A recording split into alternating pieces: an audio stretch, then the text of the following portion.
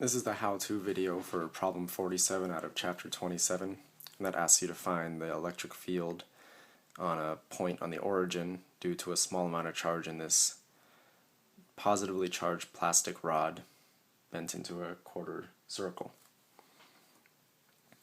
So the first thing to recognize is that because this is a positively charged rod, the electric field lines will be going away from it. So the E net will be pointing away from it, EY will be pointing up, and EX will be pointing to the right. And the first equation you have to write down for these type of problems is dE equals KdQ over R squared.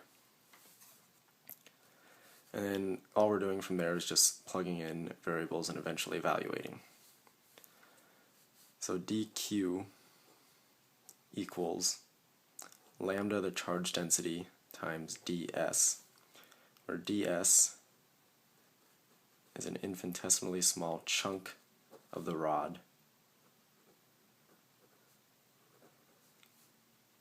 and ds equals r d theta. And the way we got that is that arc length equals the angle times the radius, so ds equals r times d theta. You can plug that back into the above equation and you get dE equals k lambda r d theta, we'll make it big R, over R squared.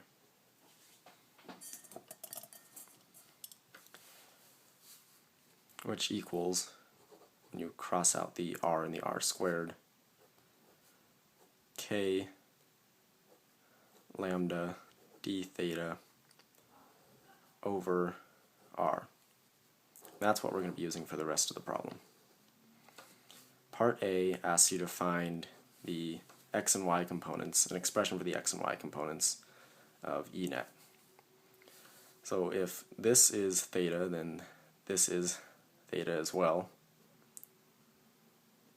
which makes EX equal to E net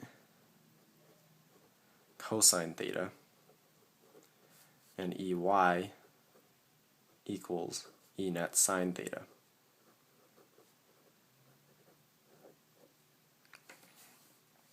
And then you just plug in this equation here, and you say dEx equals k lambda cosine theta d theta over R, and dEy equals k lambda sine theta d theta over the radius.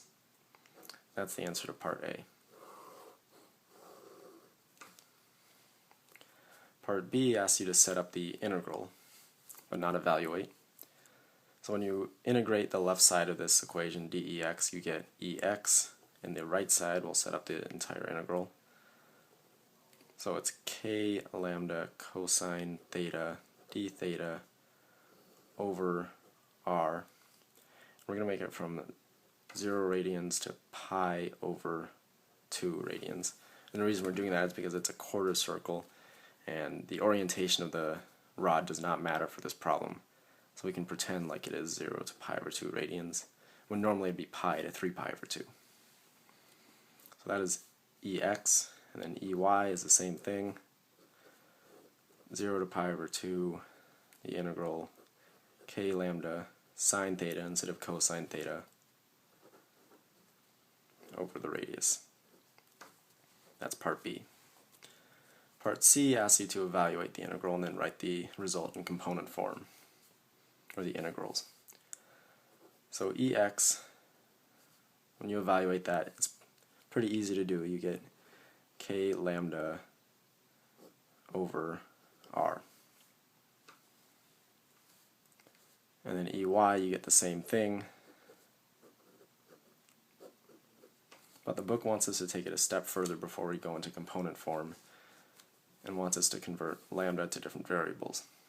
Lambda, which is the charge density, equals Q over the length. The length of a quarter circle is a quarter times the circumference. Circumference of a circle is pi d, or 2 pi r. that makes the length equal to pi r over 2.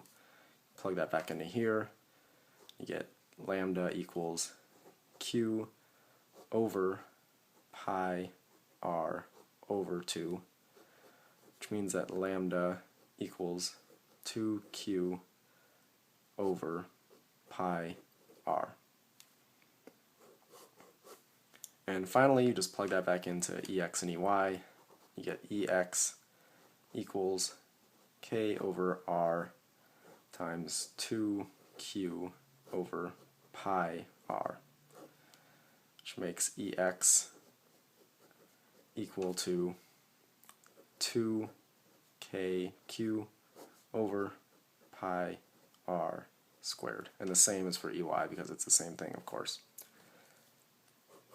So when we write that in component form, we'll just do I and j components. E net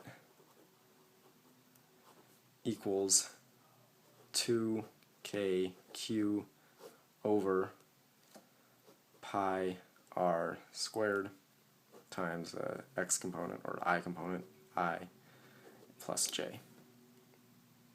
And that's your answer.